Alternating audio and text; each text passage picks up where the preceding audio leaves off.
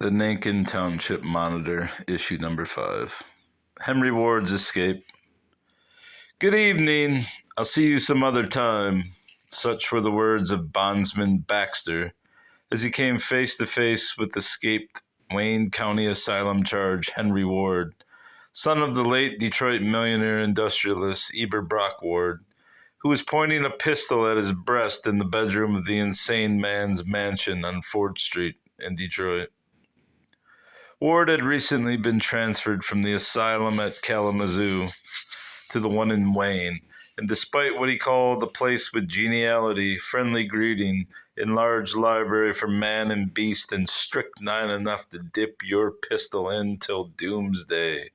Eat your heart out, Dorothea Dix, had escaped the facility and retreated to the safe confines of the familial homestead. Baxter had come to return the fugitive to Kalamazoo, since it had been ruled his transfer to Wayne was in violation of state law. It only gave up his pursuit of Ward for the time being, doing surveillance on the house to ascertain the situation before heading back to police headquarters. Early the next morning, Baxter and a triumvirate of patrolmen, Kavanaugh, McDonald, and Hammond, returned to the mansion and settled inside the old dining room. It was an advantageous spot, being that it was enclosed and apparently frequently used despite its moniker. After many hours waiting, Ward appeared through the north door of the room and locked eyes with Baxter, who was sitting at the kitchen table, while the patrolman hid out of sight of the ruffian, who in the year of 1878 was approaching 40 years of age. Baxter offered Ward an opportunity to discuss the matter with the latter man curtly declining and offering instead to shoot the bondsman. Baxter coolly rejoined his gesture of ill faith. I guess not. In the first place, you are too great a coward to do that, and then you are too much a gentleman to shoot an unarmed man. Obviously, it was a calculated move by a man well acquainted with Ward, lest the outcome might have ended tragically. Ward, both checkmated and humored, retorted, You were right. I wouldn't shoot a dog that couldn't bite, and slammed the door, returning once more to his barricaded bedroom. The four lawmen stayed their collective calm course, suspecting that Ward would soon return, and within 15 minutes he did. This time the patrolmen were ready to seize him. When he entered the room, alighting via the main entrance, Ward was confronted by McDonald. Having intended to grasp Ward's wrist, he instead grabbed a coat sleeve.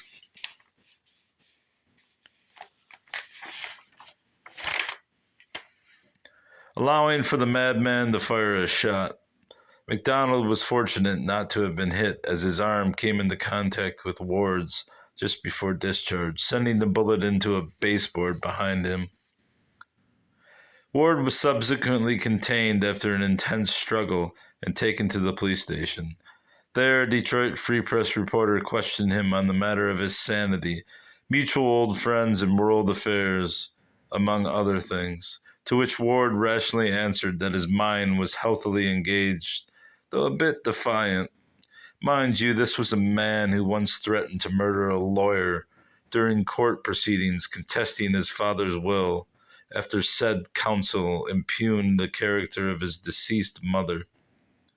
Brandishing a pistol then, as well, he was mollified by family members, possibly one of the handlers whom he later pistol-whipped in an inheritance dispute, or engaged in hand-to-hand combat at the dinner table of the same family mansion.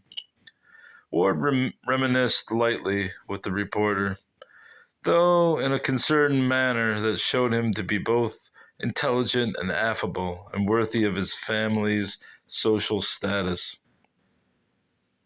After many changes in tone, his thoughts shifted from the coherent to wild ranting, and his mannerisms and gesticulations followed suit.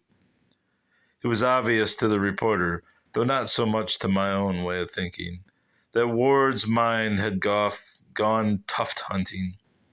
the term being as oblique as Ward's stated indifference to epaulets, I don't know what the fuck it is, but which seemingly encapsulated his desire to attach his own persona to that of noblemen and historical persons of genuine quality and high esteem.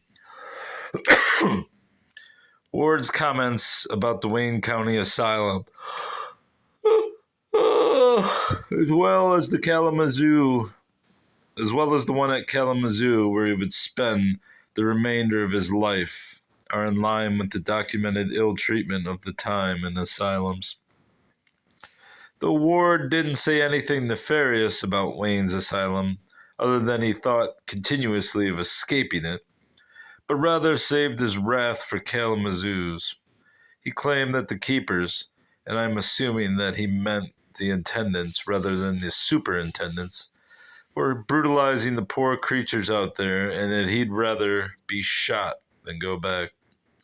Likewise, the hatred bestowed upon him at Kalamazoo was due to his status as protector of his insane mates in Hall G.